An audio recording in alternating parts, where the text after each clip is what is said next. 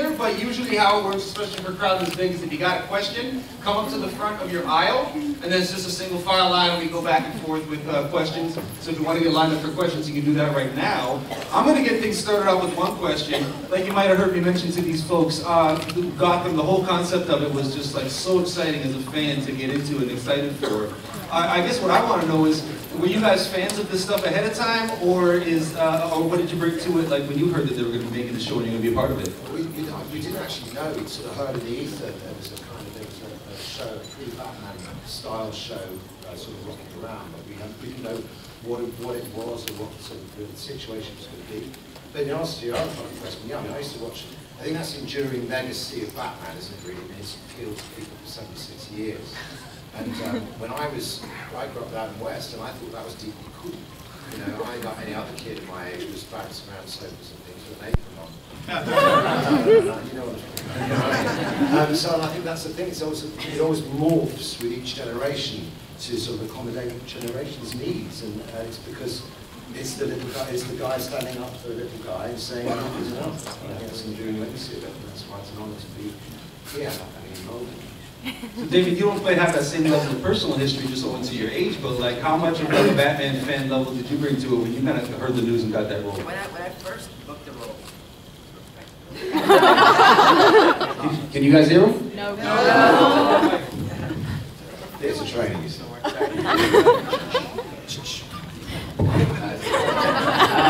When I first got the role, Batman was always my favorite superhero ever since I was, baby. But yeah, that's why I specified. But I was never. I mean, I watched all the movies. I watched all the Christian Bale movies because they had all come out by the time. But like the first one came out when I was really young. Anyway, getting off topic. I'd seen them all, and I loved them. But I really got to be a Batman fan once I booked the role because I wanted to do my share of research, and I wanted to know what I was stepping into, and I really realized the huge deal that we were doing. It wasn't just any other television show. This was, we were walking into a franchise with, like Sean said, at that time, 75 years of fans, for a very, very good reason. Anyways, I've become a huge Batman fan. I now read comic books all the time out of pure enjoyment, and yeah, for research a little bit. You're actually Batman. I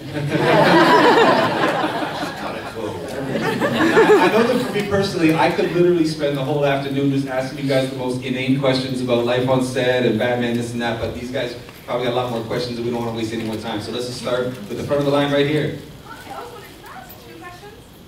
Yeah. Is that okay? Yeah. So the first one, what model of Alfred and Bruce Wayne do you guys try to follow, or either from comics or TV shows, like, or... So it was a really interesting process because, like I said earlier on, that we didn't know what we were auditioning for, but obviously David probably had a better idea. My audition speech or piece was a generic page about a guy walking into a pub and smashing someone in the larynx. What's this about? And then eventually I was called down to, I was doing a show called Elementary, and they called me down to LA. And I saw Danny Cannon, who I'd done a couple of movies with, and Bruno Heller walked past, and I said, they said, what are you doing here? They said, it's our show, you idiot. I mean, what show is it? They're in Gotham. I went, yeah, but who's that guy? And they went, that's Alfred. So what they were doing was, they wrote these generic pieces about, they were trying to find, they were cherry picking elements of our characters because we're preceding anything that's been seen before. They wanted to see elements of their interpretation, or in fact, our interpretation, sort of flashing ourselves and going around trumpets. So they wanted to see the natural progression. We know where these characters end up, but we don't know how they get there. And so the thing was, they wanted to give Alfred, my Alfred, like a real sort of sense of history. Why would the richest man in the world have like a spike in his name, not with the richest child in the world, and his greatest sort of his greatest legacy and the most important thing in his life? And that's the questions they asked themselves: why would we be there? So in answer to your question, we know where they end up. So we weren't really following the canon per se.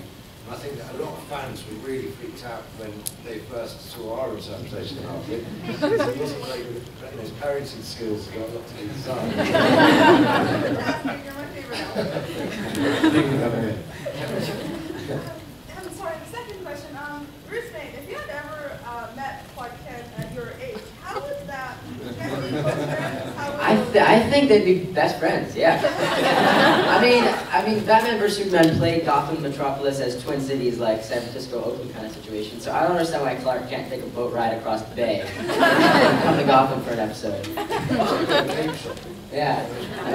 Potential scoop for next season. Thank you. All right, let's take one from this side. Okay, hi.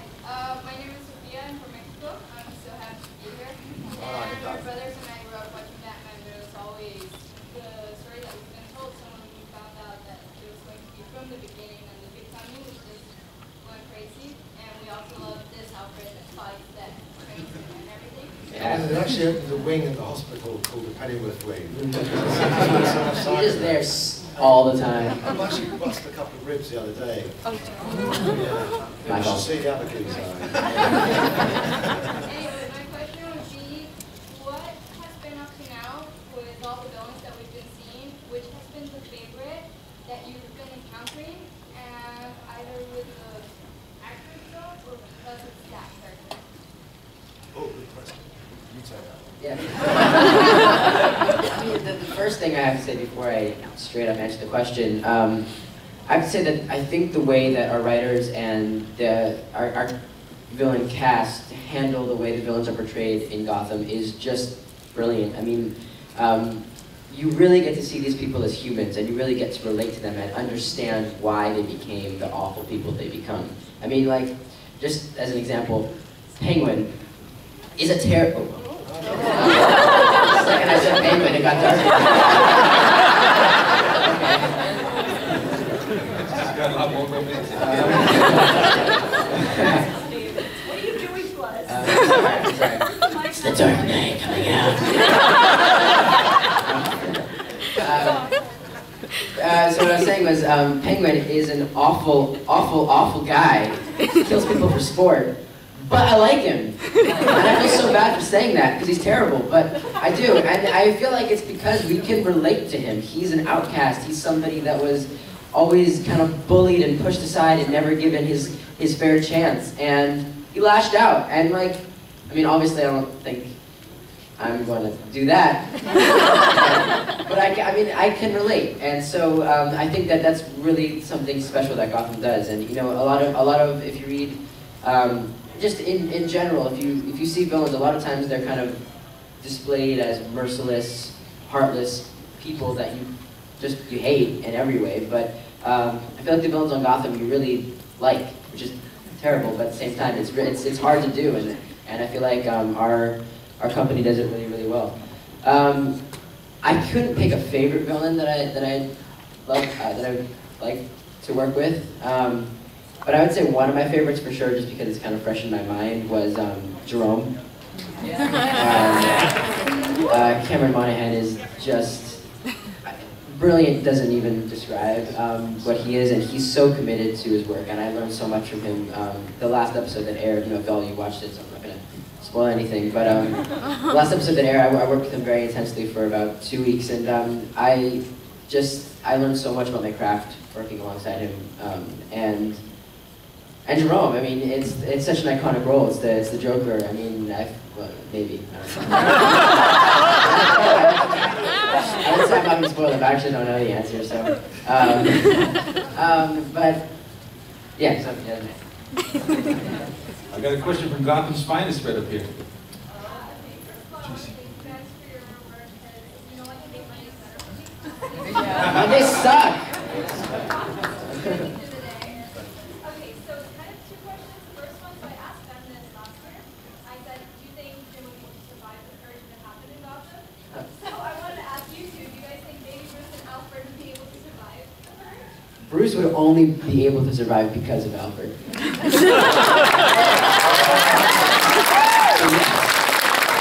Alfred just walked down the manor. Sneaky suspicion would be all right. But Pertwee, people better watch out, actually.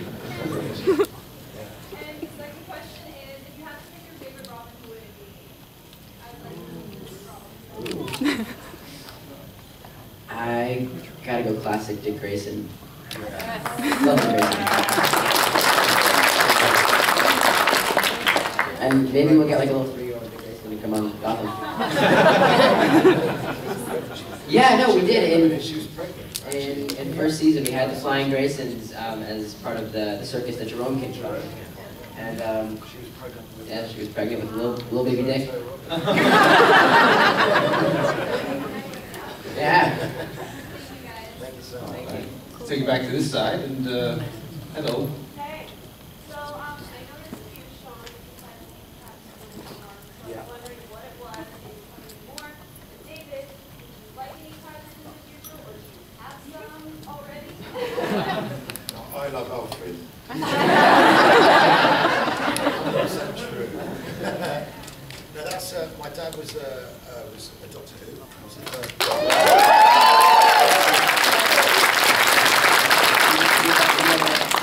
Actors at all, he hated them, which was strange. He was a very strange guy. He was an extraordinary man, and he was really interested in diving wrecks. In fact, that's the ring that he used to wear as Doctor Who. He was a Carthaginian wreck he found in Ibiza, on this island where we grew up.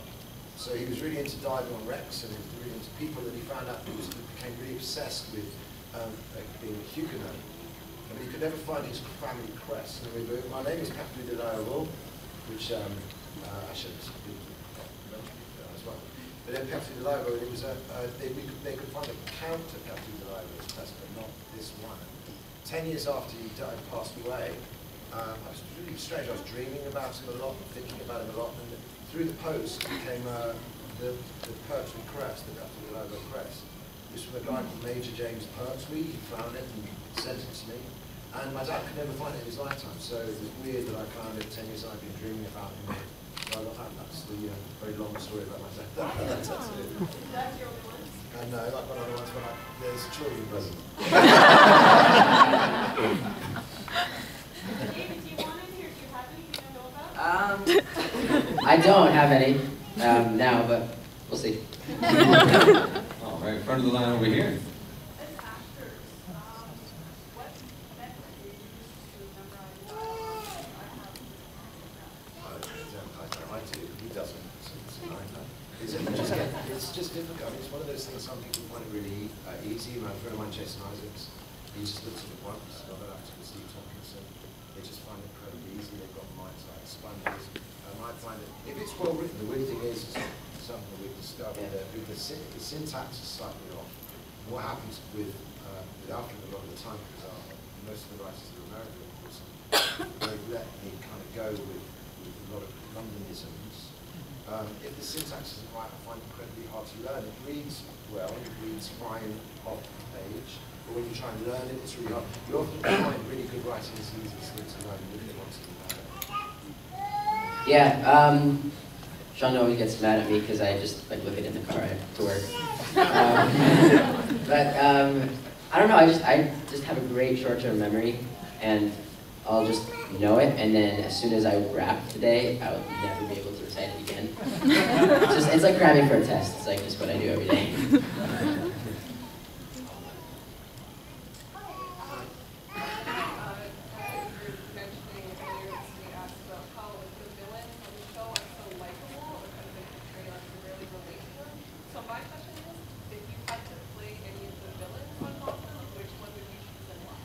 I wouldn't dare. I think the thing is, we've been asked this question before. It's a very good question.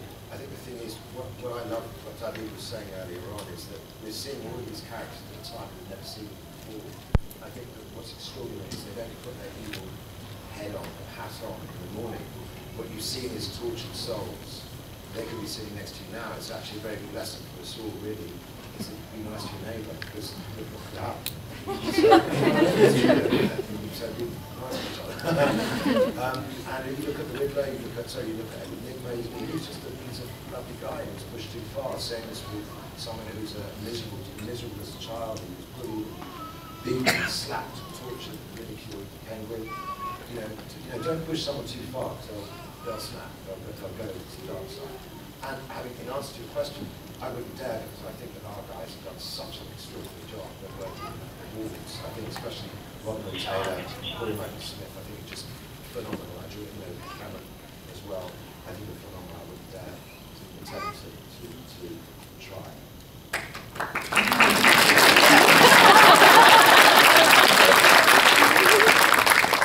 All right, we got another GCPD representative over here.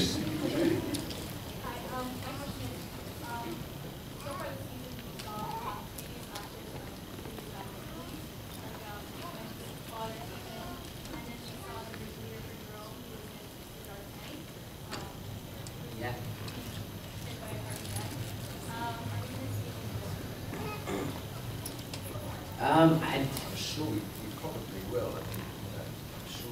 Yeah, I don't know the specific answer, but I'm sure we will. Or who would you want to stop? I want Christopher Walken to come. Any capacity. Harley Quinn, you know what I mean? Yeah, I'd love to see it. I'd love to see it.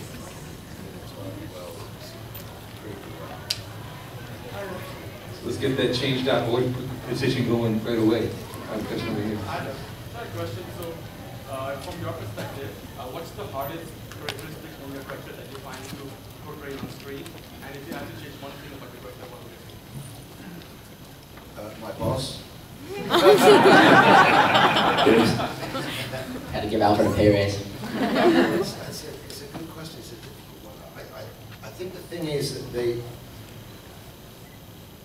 I kind of like, what I like, it's not answering your question really, but what I like about them is they're fallible, they make mistakes, both our characters. Oh, yeah. And in a way that's how we sort of find each other, is that we're both mess-ups, you know, and that's what inevitably sort of draws them together, and from each other they learn. You know, that they're both very dark souls, and I think that that's something that cossets them. What I mean is it contains their fury, and they need each other. So I don't know what I don't like about our characters, I suppose. I don't like my past. I think that's the answer to your question. I don't like what Alfred has done in the past, which we've hinted at in a couple of episodes, but he's done some bad stuff, you know, in his life. I think the thing I love about Bruce, and also something that's really difficult to play a lot of the time, is how much he cares about the people around him, how much he cares about his parents, and obviously their death led him to becoming something more than a man, and how much he cares about Alfred. We saw that. We're going to see that towards the very end of the season, there's a huge Bruce-Alfred struggle in their relationship, and it's going to be really tough to get through it. But also you saw it with the last episode that aired with Jerome. Bruce had the chance, sorry if anybody thinks the last episode goes here now. Bruce had the chance to escape from Jerome and just leave, but he didn't. He chose to stay and fight because he thought Jerome had killed Alfred. And it just shows you how much he cares about the people who are good to him. And yeah, just people in general. He cares about the citizens of Gotham. What don't you like about I him? Dresses. Yeah. He wears turtlenecks too often. I have to think something. My neck is always hot. All right, you want to hold up to the Batman fan in the front of the line here. Hey. First of all, I love both of your performances on the show. It's always been first question, you mentioned maybe like the show on the show. Do you think you would ever come with these? Because, you know, probably the kids, kids together, that you guys are very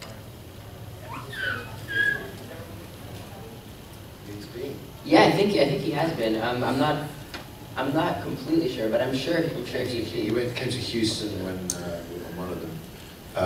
But he's working on Shameless at right the now. moment, so that's the thing. They've got a very heavy schedule. You know, so I don't know. I can't answer that. Sorry. So, as project is going on, how far do you take it? If you don't bring it to where the back is by your own back, or how far do you take the show first? I hope so. I'm ready for the fitting next week. I don't know. I mean, there's so many factors. How long the show will run is a huge one. How I develop. Where just I think the path the show takes. I have to wait and see. I don't know the answer. Thank you. Thank you. Okay, right over to the front here. Hi, I'm Claudia. I just wanted to say that I want to thank you for doing an amazing justice in this series because I love it and I remember the series. And how close are you guys to the cast? Like, do you hang out outside the set? Yeah, Yeah. we do. I mean, we're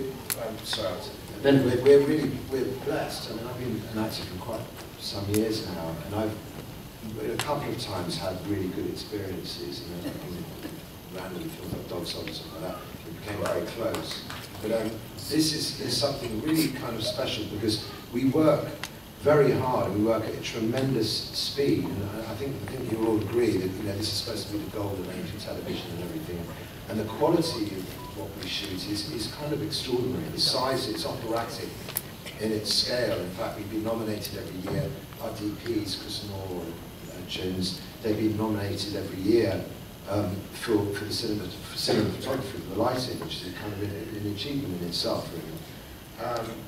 So that's what was the question? I was just wondering if you guys were like... Oh yeah, if we get on. Yeah, no, we're really blessed to have such a company that really does get on. I mean, we work so many hours, work so hard. You really do, for 10 months of the year, nearly 10 months of the year, you should normally be at each other's throats.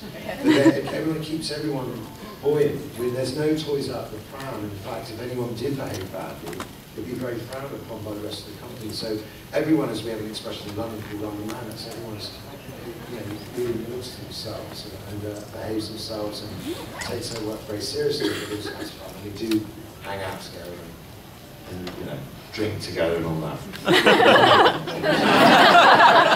Mum's over there. It was delicious. Oh, it was great. Carrot cake. Yeah. Thank you. Thank you so much. All right, you ready to hold the Darth Vader fan? I got two questions. One's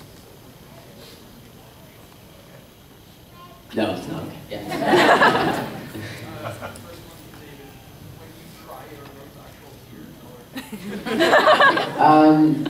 They're real. I try. Yeah. I'll tell you something. We did something the other day, which is going to be it's extraordinary. And I actually texted my friend here at top of the night and was thinking about it. Sometimes you get asked to do the same thing again and again and again, and it's extremely. When you see it, you'll be quite shocked about this sequence. And David, for hours, was asked to do this again and again by one of the directors. And it was an extraordinary feat because I was this far away from his face, and it's not just acting. He was there, and you could see every thought and every experience. And he not just cried his eyes out, but he went through the ringer. And for someone so young, he's one of the most formidable actors I've ever worked with in my life, and so professional, and that's a joy. And I think we're all very lucky to have David Mazouz.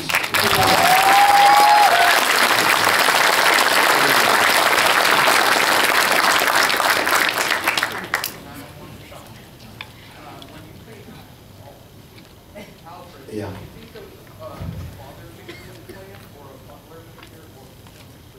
It's become, it's an Alfredism, the whole thing, isn't it? Because he's a complete mess. I mean, they find each other, and that's what's their enduring legacy, and that's what I love about their relationship, is uncomparable. He tried to be sort of a father and tell him what to do, and that didn't go down at all well, did it? The weird ways they bonded over violence, over the fact that Tommy Elliott, who later becomes Hush and everything like that for you, Fish and others out there, he takes him to the bully and says, confront the guy that you stand up for yourself, have dignity, stand up for yourself, have morals. And they said they bonded. That's the first time that they agreed on something, and it was really the springboard to their relationship. So straight away, dysfunctionality sort of implies that something doesn't work. But weirdly enough, it worked for these two characters, that they found a sort of common denominator in which to develop their relationship, which later, of course, develops into the man who dons the cowl, wears the cape. His background. One of the things that I love about the Alfred-Bruce relationship, among many, many others, is that it's ever-changing. It's so dynamic. I feel like we started out as a more butler kind of boss relationship, and then we kind of slowly evolved into a father figure, son relationship. And now I feel like we're at a stage where we're really partners, and I don't want to give away too much, but there's a mission that's kind of formulating between the two of them. And they're going to go forward as equals, which I think is really, really, really special. And I just love that it's never, like what Sean said, it's uncomparable to any other relationship on the show, and anything I can think of. It's really, really special. They get each other like on a level that I've never experienced before. So, yeah. Thank you. Good question. Let's come on over to the side here. If you could choose any other hero to work with in the near future, who would you choose and why? Oh, I'll leave that to you, Debbie. Hero. Wow. It's so tough. There's like 600 going through my mind right now. One that I'm really, really excited about, just because I'm a huge, I don't know, I can't think. Okay. Goody or bad? Goody, right? Hero, you said, right? Like to work with, to be on the show, or just in general? Just like on the show, or like for the rest of the season. I mean, I would love to see, I've said this before, I'd love to see like young Clark Kent on the show. Even if it was just like a little tease, like if you saw a Gotham Gazette news headline, it was like, 14-year-old boy saves busload of kids from drowning in Metropolis. Just like something, I feel like that'd be really cool. But I'm just a huge Jason Momoa fan, so I have to say Aquaman. Just he's really good super excited for Justice League. But yeah, I would say Superman. I don't know, I honestly couldn't pick. I love them all. And I have a question for Sean. Yeah. Are you ever hoping to see David wear the Batman costume? Yeah, absolutely. Yeah, I mean, the thing is, we're going down that route a lot earlier than we thought. I mean, the thing is, I actually got your ears, everyone. Yeah. Yeah, there's towards the end of the season, well, right at the end of the season, Ra's al Ghul sort of stuff shows up. So yeah, he's going down the path of, you know, to become the man that dons the cowl. So yeah, I hope he gets there. But it's extraordinary. I find it extraordinary how much of which we've now realised how much of an influence Alfred was in this the process of the building blocks for him to become the Dark Knight. So he's still a ways to go yet, because I think he leaves to go to Tibet. Yeah. He comes back when he's 24 or something. So there's a ways to go. But yeah, I'd love it to happen. Yeah. All right. Hello.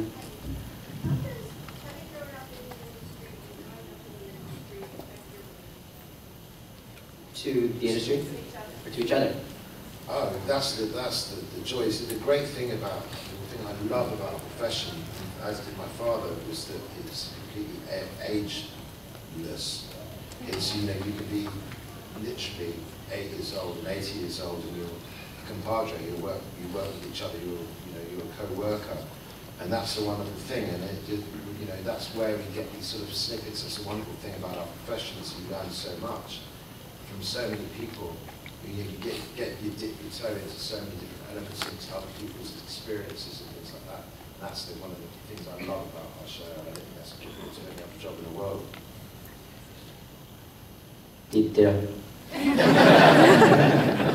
Before we continue, I just want to bring to your attention, I see 7 people lined up here and only 2 over here, so maybe you want to get a little quicker, come on with this line. But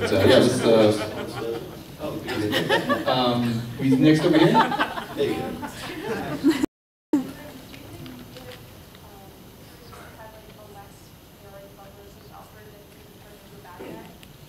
Absolutely. I mean, we saw Bruce is tempted by the dark side again and again and again, and it's not going to stop. Actually, in a very, very clear, obvious, major way at the end of season 3.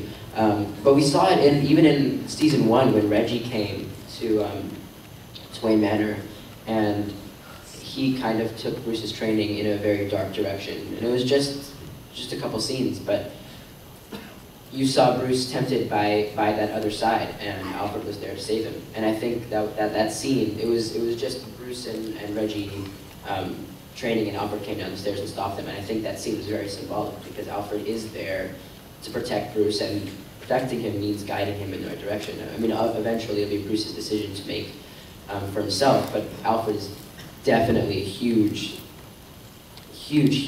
like, indescribable influence in it. It's a work in progress. Yeah. Thanks. Kind of a constant helping hand. Hello. I just had one quick question. How long have you been? Me?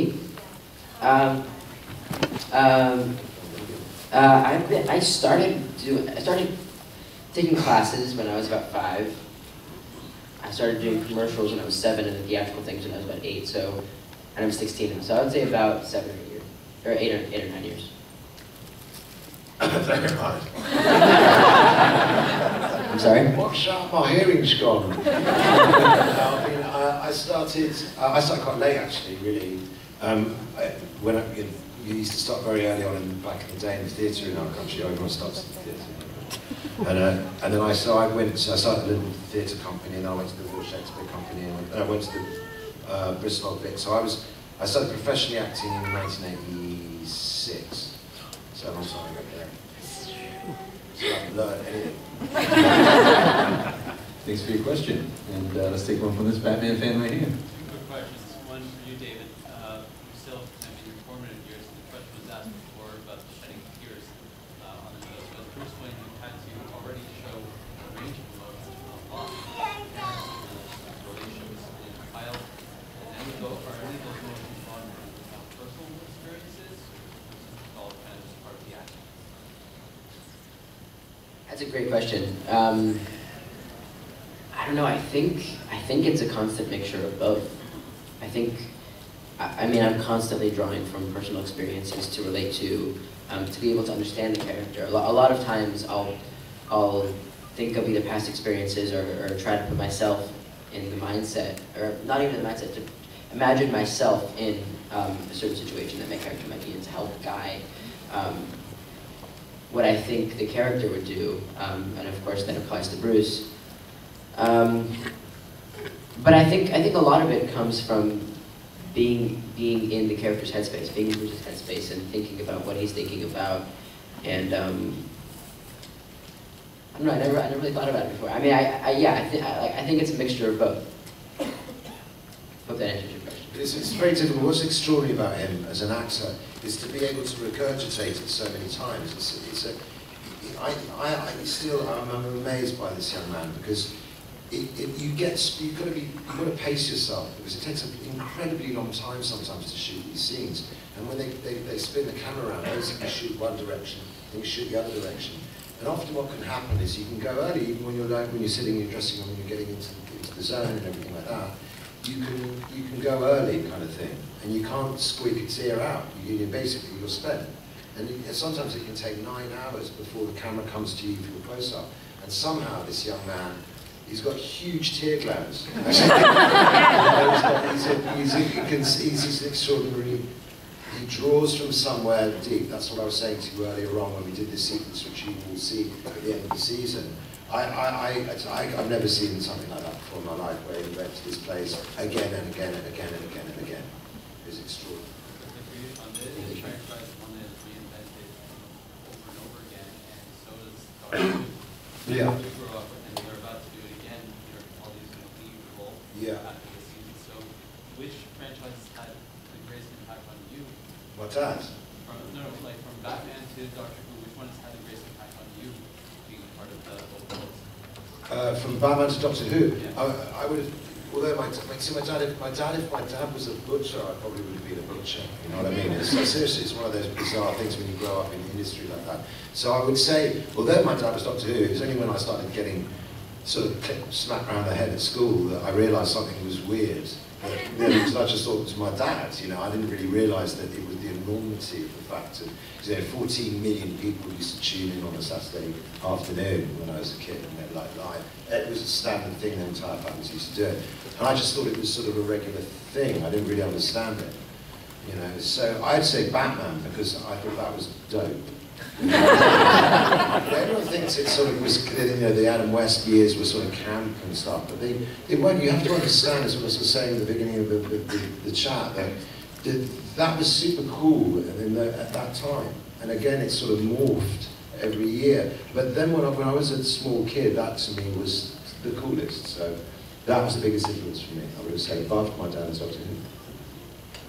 Thank you. All right, you turn that in.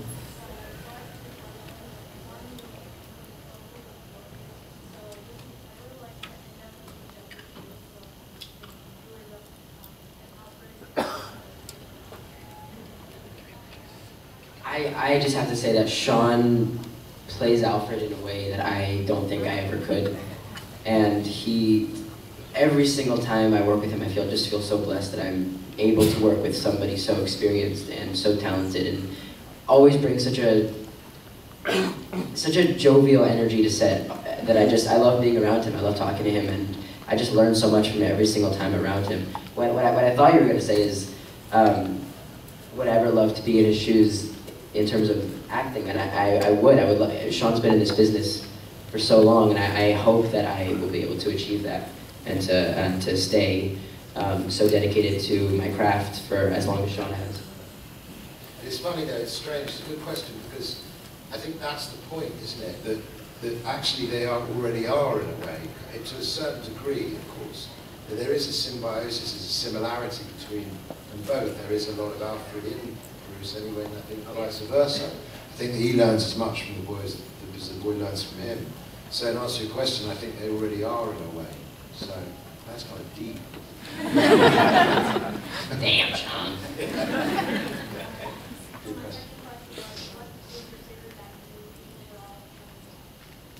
The Adam West one with the brother shark. I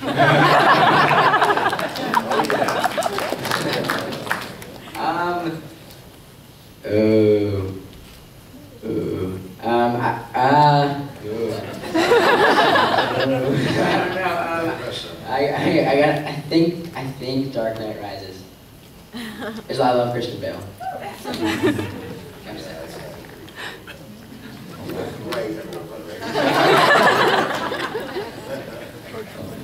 Okay, we got to pin it at one more question, so you're the lucky one. Libby, you love dogs, and you really love supporting the initiative to rescue dogs, which I think is awesome. So what are the chances that Bruce and Alfred are possibly going to find a lazy mutt on the street? Ace the bad. I've got enough to do already. Dusting is a nightmare.